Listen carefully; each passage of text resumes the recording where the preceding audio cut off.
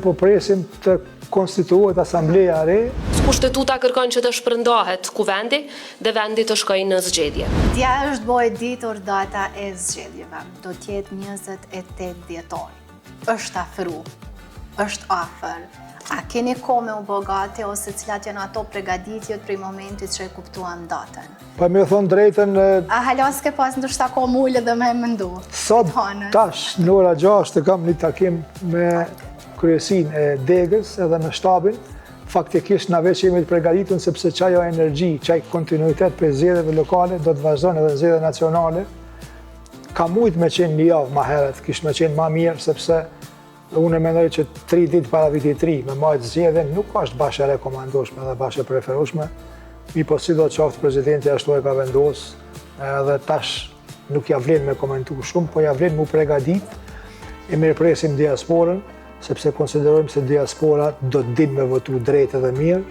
Për ndryshe unë jam shumë optimist se në përgjithësi këto partit shtet ndërtuese dhe shtet formuse, në mesin e cilëve bën pjesë edhe PDK-ja, do të dalim ma mirë se herën e kalume, edhe unë pres që të ketë një vazhdim të ramjes vetëvendosjes, sepse me 5 vitet e fundit nuk kanë tregu as minimumin e performancës, nuk e kanë përmbush as një premtim, dhe kishte me qenë plotësisht e logjikshme që të kemi një ramje të matutjeshme të tyne. Çka mendoni zotri Totaj që ka Partia Demokratike e Kosovës që kundërshtarëve i mungan? Cilat janë ndoshta ato pikat e forta që është halali der në... Po shikoni, unë nuk e preferoj me komentu shumë partit tjera, po preferoj edhe në fushat për zgjedhje lokale ma shumë jam fokusu të përparësit e mija se sa të mungesat e kandidatëve tjerë. Po me qenë se po e përmen që nuk kanë arrit me realizu, atëherë po besoj që e shë pikën e fortë dhe të dobet për me ditë pastaj ku me godit në thonjza. Po, unë e konsideroj kështu, Partia Demokratike e Kosovës e ka një potencial, e ka një energji. Mas pari është një partie cila ka dhënë një kontribut serios në krijimin e këtij shteti, edhe pastaj në ndërtimin e institucioneve, në krijimin e raporteve të mira me bashkinë ndërkombëtare, edhe këtë strukturë institucionale, këto institucione, këtë qeveri, këto ministri, këto agencione, Partia Demokratike është partia cila e ka dhënë vull. Jo, nuk është e vetmja, ka edhe parti tjera, mirë po definitivisht është Partia Demokratike ajo që ka atëfar vullën e originalitetit, e cila e ka dhënë një energji shtesë për me shty këtë proces përpara, derisa masi veç po fillojmë i krahasu, derisa lëvizja vetëvendosje na e dim që një kohë gjatë nuk e ka njoftë as himnin, as flamurin, as nuk e ka njoftë shtetësinë, as nuk e ka njoftë institucionet. Prandaj kemi të bëjmë me një qasje mohuse ndaj këtij shteti, të cilin pretendojnë se e kanë pronë vetën edhe të cilin e kanë udhëhequr me një mënyrë jashtëzakonisht dobët këto 5 vite të fundit, edhe pse i kanë pas mbi 51% të votave, dhe më thonë nuk kanë pas pengese në aspektin e votimit, mirë po performanca atyne është shumë larg premtimeve që i kanë dhënë, edhe po thuj se asnjë premtim serioz nuk kanë arritur me mbajt. E unë e konsideroj që PDK-ja ka edhe staf, ka edhe resurse humane, ka tradit në krijimin dhe ndërtimin e shtetit, edhe ka një vizion qartë se ka duhet me lëviz. Me një farë mënyre kemi studiuar kalumen tonë dhe kemi pa që ka pas nevojë për një reflektim. Zotri kryetar, më intereson me ditë pjesën që na përket të gjithëve dhe është një pjesë shumë e ndjeshme, ka të bëjë me rinin. Sa ju jepët përparësi të rinjeve në Prizren po flasim, e përmendëm më parë pjesën që ju mundu me qenë objektiv në realizimin e qëllimeve të mia. Sa mundosh me qenë afër qytetarëve kur ata ka nevojë? Po flasim për organizime të ndryshme, është njoft Prizreni si për Dokufest, është njoft sikur për festivale të ndryshme. Hajde të bëhemi bashkë dhe ta kemi ndoshta një festival që organizon një kryetar si jo për shembull. Kur do të bojmë diçka pak më entertainment, jo me u lodh gjithmonë në këtë pjesën e shtrimit të rrugëve, semaforat, parkingo. Se mos me i thirë na krejt Shqipërinë marrë me bo një Sunny Hill në Prizren për shembull. Po na veç e kemi bo ato, po nuk e di ju a keni informacione, apo jo për ndryshe unë e presim.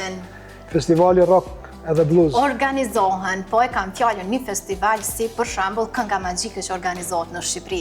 Pse nuk po e organizojmë edhe na në Prizren një festival të tillë muzikës? Tema është shumë e mirë edhe plotësisht pajtohet sepse kjo është faktikisht një pjesë integrale e këtij koncepti tem edhe të karakterit dhe personalitetit tem, sepse unë kam dy hobi të jashtëzakonshme, ato janë rock muzika edhe basketbolli. Edhe po i numëroj disa festivale të Prizrenit.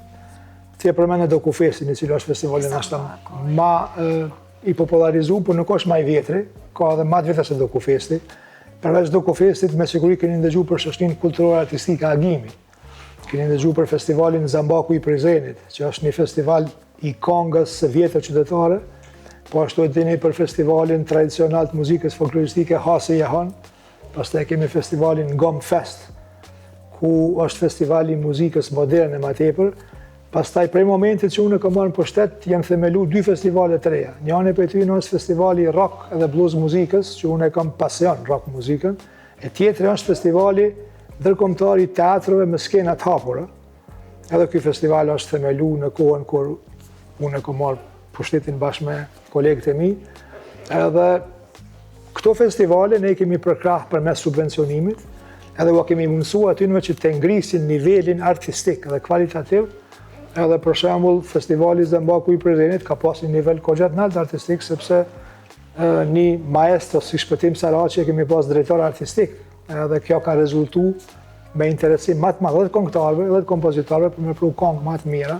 Kurse në Rock Festival kemi pas bende që kanë ardhur nga Amerika, kanë ardhur nga Luksemburgi, kanë ardhur nga Finlanda, kanë ardhur nga Maqedonia, nga Shqipëria.